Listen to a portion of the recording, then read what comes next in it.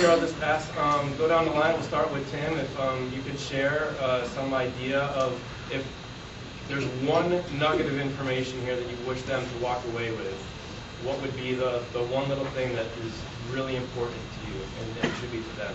Just to reiterate something that Matthew said, guerrilla marketing is often seen as, hey, how to do more with less, and that is very true. Often, many times that my agency has been called in to do that. That has been the primary objective. The secondary thing, and a question I think is going to be asked is, what's the difference between guerrilla, viral, buzz, word of mouth? There's no difference, really. They all are kind of subsets of each other. People are hijacking a term these days, and I do it with experiential, and say, we do all these things. But we live in a world right now where your average American is waking up in the morning, listening to satellite radio, which is commercial free.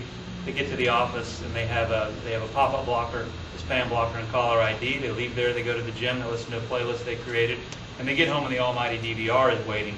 That's the way a consumer is living their day, and honestly, that is really creating a consumer or purchase behavior all the way through to the B2B ranks, the highest ranks. So when we talk about guerrilla marketing, it's how do you fight that? How do you fight media fragmentation, media control, and make your message go out there and stick and be indelible and have people act on it or talk about it? Sarah, how about yourself? The thing I think about when I think about guerrilla marketing is that it is not something that people should be afraid of. And some people say guerrilla feels like it's competitive. And I don't think competitive even has to be something that a company or an organization needs to be afraid of. There are some very simple ways to approach guerrilla marketing. And now today we have social marketing, and as Tim was mentioning, all these different forms of ways you communicate to your different audiences.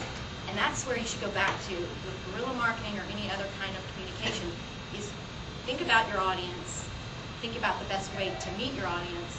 And that may be a form of guerrilla marketing. It may be a form of traditional marketing that has a guerrilla twist to it. But go back to the basics of communication and think about your audience first and what's the best way to reach them.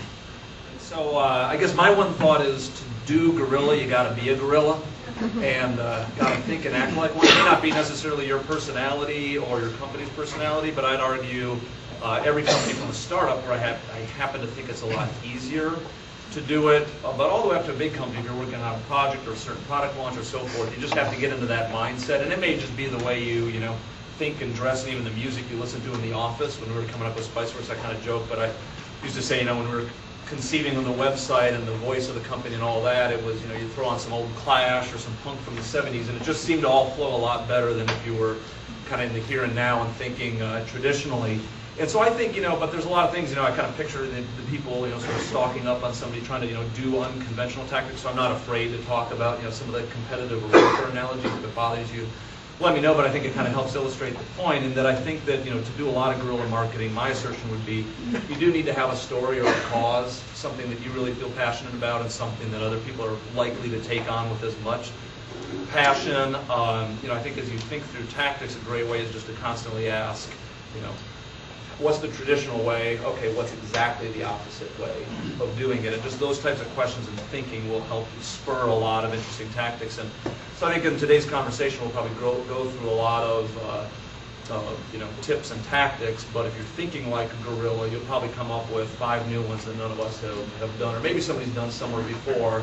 And that'd be kind of my final point, is just shamelessly steal from other industries and other places. There's no, you have to do things totally new. We look all the time at examples from the consumer world and apply that in IT. And arguably, there's probably no more boring market than IT management in small businesses. And to make that, kind of exciting and spice it up, you just got to constantly, hey, let's try this tactic from Apple and see what works over here. There's no harm in taking those ideas. They've probably been done before. It's just combining them in new ways. Well, I think, a lot of you are here because guerrilla marketing, one reason for guerrilla marketing is because we want to get more from less. So I have to give you 2 thoughts to get more from me as a panelist here.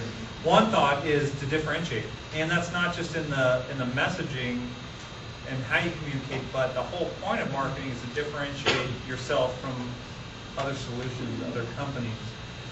The value in companies, look at Alienware that was bought from Dell, that was bought by Dell. Dell had the high end of the market, and they started to lose it.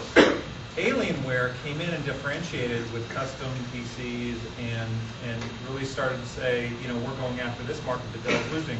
And Dell eventually had to buy Alienware for $200 million. They created value by differentiating. So differentiate your message, and whatever you message, differentiate, put in the message how you differentiate. And then the other thing I would say is start with the end in mind. Guerrilla marketing is not absent of measures, it's not absent of progress, it's not absent of hitting your goals and objectives, your quarterly numbers.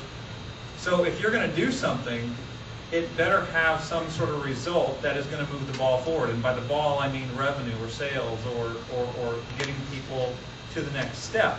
I'm not a big fan of guerrilla marketing or buzz marketing for the sake of just awareness. I hope Tim shares the story about, I think it was Bluetooth, campaign. I love that story because it talks, you'll talk about it, right? Sure. All right. Now you will. He's already brought it up. Yeah. But, the whole campaign was very tied to a new technology and people becoming, having higher consideration for something. So for us, for example, when we do something, we want to educate people about the impact of user-generated content. And so in our market, results are very important. We mostly sell to retailers, and to them, the metrics are very visible: conversion, average order value, traffic. So the marketing we do tries to get that message across in a unique and differentiated way, but the end in mind is to get them over certain obstacles. And typically, what we do is we start with sales, and they're sort of the special ops team that goes out in the market and tells us what the obstacles are, and then we come up with creative marketing to overcome those obstacles. So that's sort of starting with the end in mind. We know where we need to move our prospects and use creative marketing tactics to do that. Great.